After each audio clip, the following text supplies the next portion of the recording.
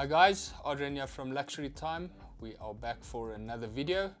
Before I start off the video, just want to introduce you guys. We'll go into a bit more background.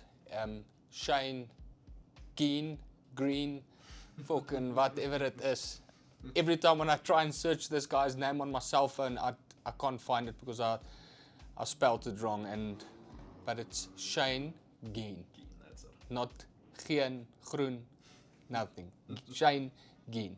We're going to do a quick wrist check before we start. I'm wearing a Panerai submersible 42 millimeters in rose gold. Today I'm wearing the Audemars Piguet 15400 OR rose gold on a black leather band.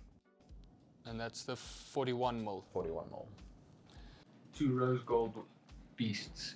And I actually put this on my Instagram a few days ago. If money wasn't an option. Yeah, what would you prefer, the Panerai or the AP? Like, I would still go for the Panerai. I just love this. And which one would you go for?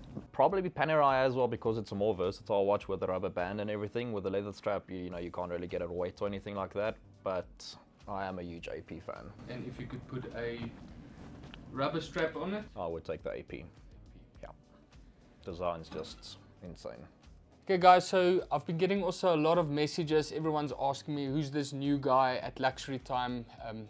They see him on Instagram and his Instagram account's probably been deleted three or four times where he's worked hard, builds up his followers and it gets deleted. I don't know why. We've looked into it. It's not because we're using copyrighted content. We're using all our own photos. It's all authentic watches, but somehow his account gets flagged the whole time. But his new account is up and running now. Casey will link it into the video and you can follow him. Let's hope that account stays active for a while. So, but I just want to welcome him and welcome to Gauteng. I mean, Cheyne told me he stayed here for most of Well, yeah, I grew up in Pretoria. happy here. Happier in Cape Town. Yeah, and then he pursued a different career, and they were all were never into watches.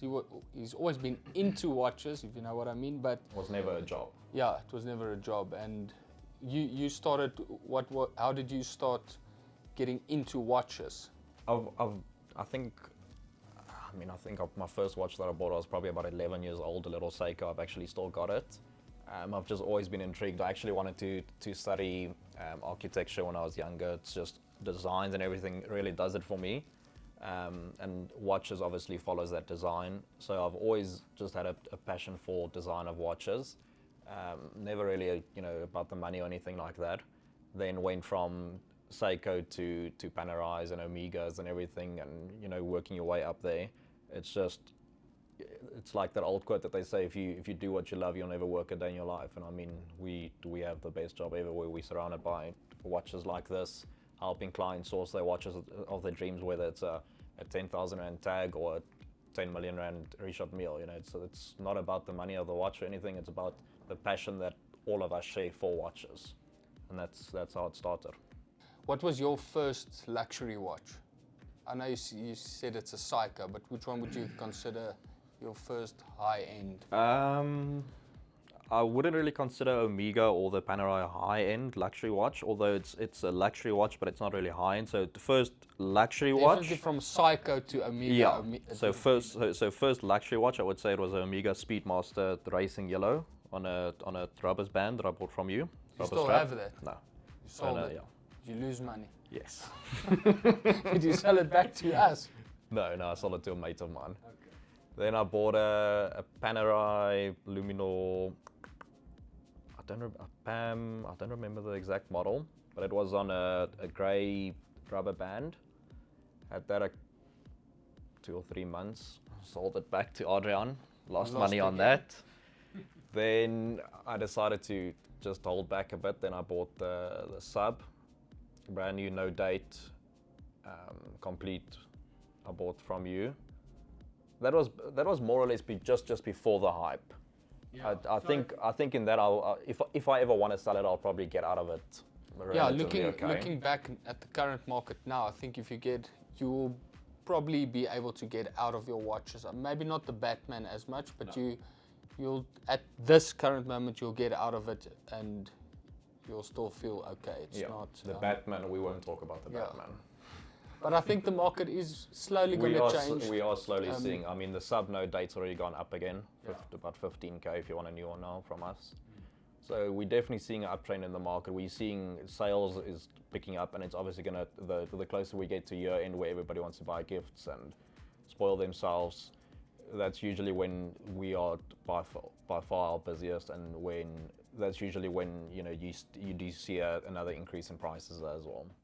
Yeah, and actually what I see every December is guys, it actually goes both ways. A lot of our clients sell their watches because they go on expensive overseas holidays or whatever, and their watch has just been in the safe for the whole year, or they don't wear it anymore. They want to put that 200,000-300,000 rand towards an overseas holiday. So we get quite a lot of new stock in, and then flips away the other way around where those clients are buying again for Christmas gifts, and everyone's just in a more spending habit. I feel December time when everyone's got their bonuses and they're happy because they're on holiday, so that's a good time of the year is ahead of us.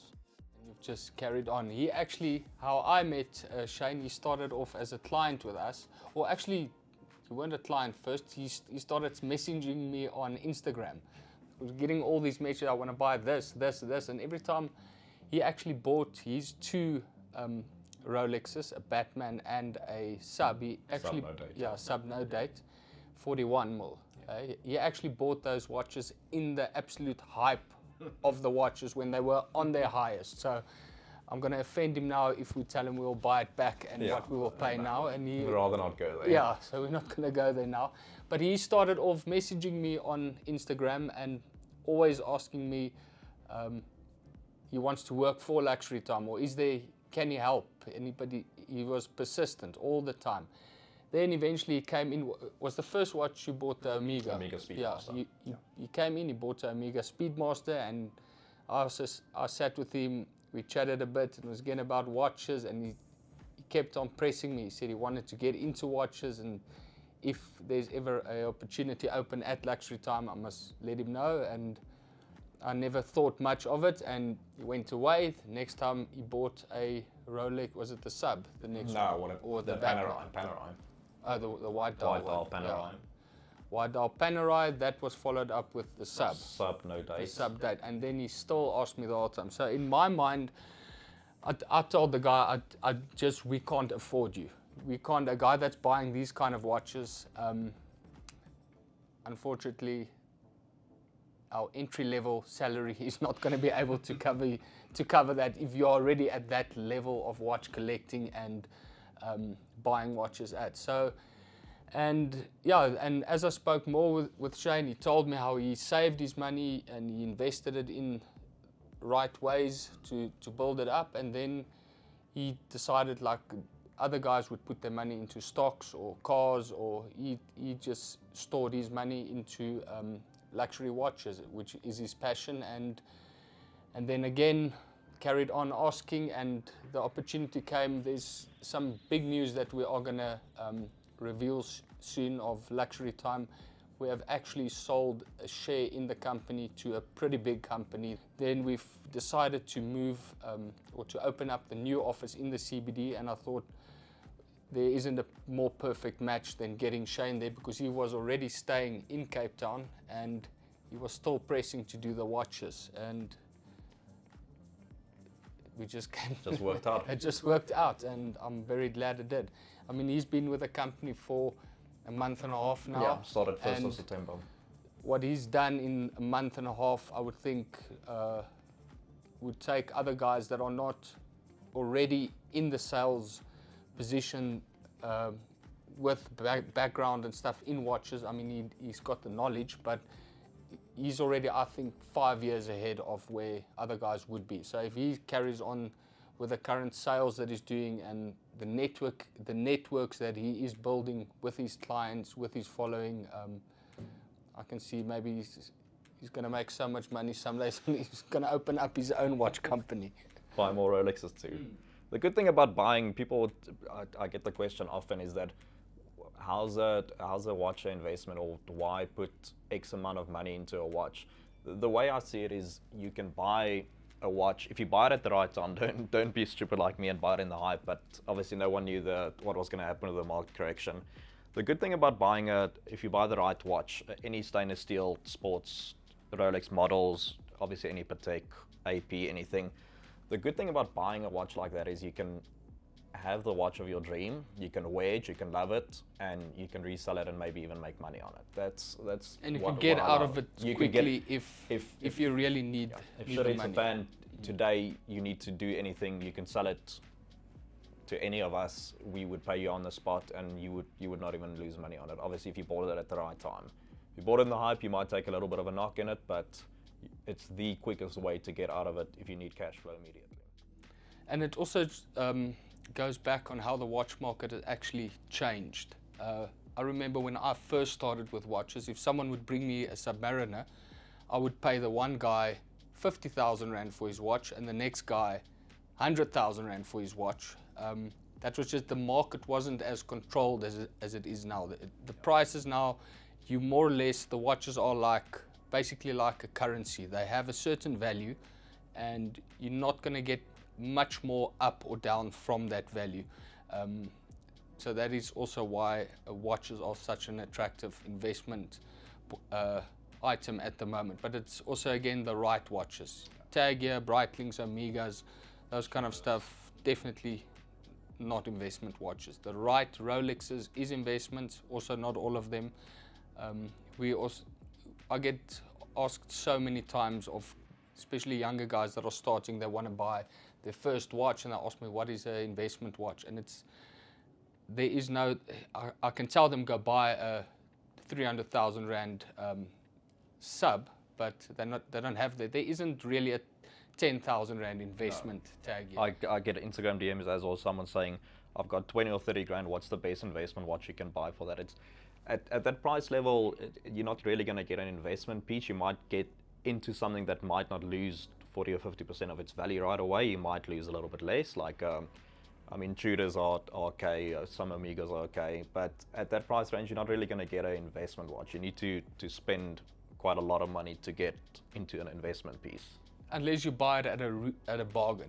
Unless you get, like example, a tag caliber 16, which we would probably pay 20 to 25,000 for. If you can pick that watch up for 10k or something, for 10 or 15,000, then you can resell it to us, yes, and you can make money. Then it's kind of an investment if you want to see it that way. But long-term wise, definitely not. And another question I also get quite often is some people that don't understand. Let's say you take a Batman. A Batman, we selling them now at about 380.